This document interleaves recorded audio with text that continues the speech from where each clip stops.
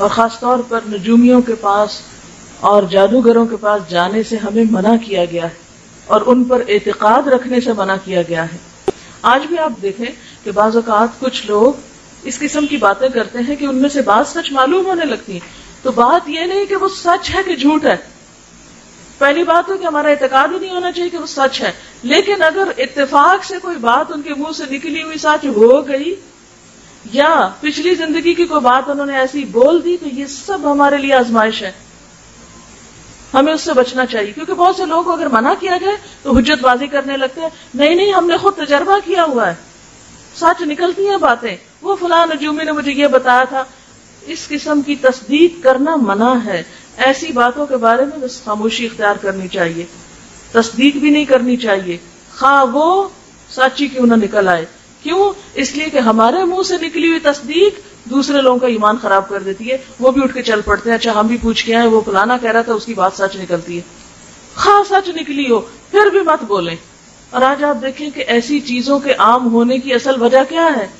لوگوں کی لا علمی اور لا علمی میں کہی ہوئی باتیں اور اس طرح کی تصدیقیں. تو اگر بابل کے شہر میں ہاروت اور ماروت آزمائش تھے تو آج بھی اس قسم کے کچھ لوگ ہمارے لیے آزمائش ہو سکتے ہیں. وہ سچے ہوں کہ جھوٹے ہوں, ہمیں منع کیا گیا کہ تم نے ان کے پاس نہیں پھٹکنا, نہ آؤٹ آف کیوریوسٹی اور نہ آؤٹ آف فن, کیونکہ بعض لوگ صرف انجوائمنٹ کے لیے ایک فن کے طور پر صرف کھیل تماشے کے طور پہ چل پڑتے ہیں.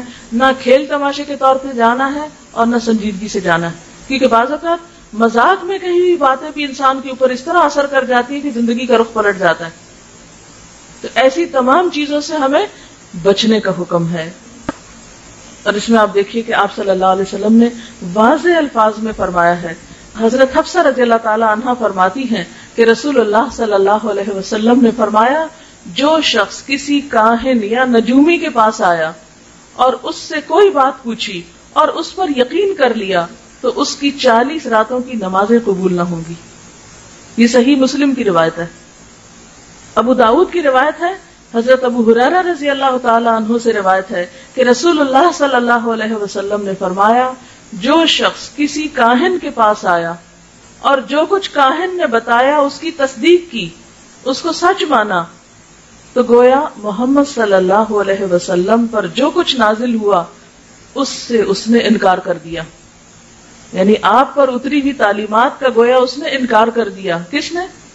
جو غیب کے حالات معلوم کرنے کے لیے کسی کاہن یا جادوگر کے پاس جائے. ایک اور حدیث میں آتا ہے, طبرانی کی روایت ہے, جو شخص کسی نجومی یا کاہن کے پاس اس لیے گیا کہ علم غیب معلوم کرے, پھر اس سے کوئی بات پوچھی تو 40 راتوں تک اس کی توبہ قبول ہونے سے رکی رہتی ہے.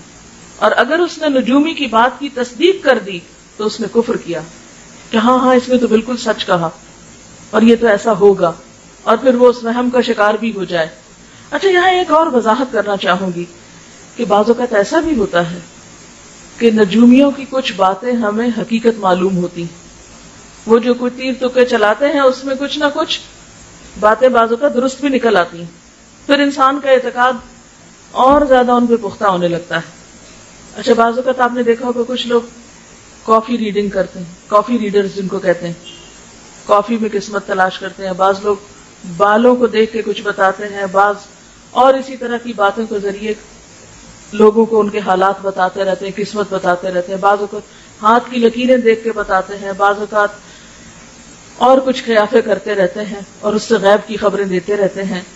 تو بات یہ ہے کہ ایسا بھی ممکن ہے کہ اللہ تعالیٰ کسی کو کوئی علم ان علوم میں سے دے دے اور وہ بندہ ہمارے لیے ایک آزمائش ہو. بالکل ایسے ہی جیسے بابل کے شہر میں ہاروت ماروت کو اتارا گیا تھا اور وہ سحر جانتے تھے اور سکھاتے تھے اور بتاتے تھے کہ دیکھو ہم تو فتنہ آزمائش ہے, ایسا مت کرو, لیکن لوگ پھر بھی سیکھتے تھے اور اپنا جا کے ایمان بیچتے تھے.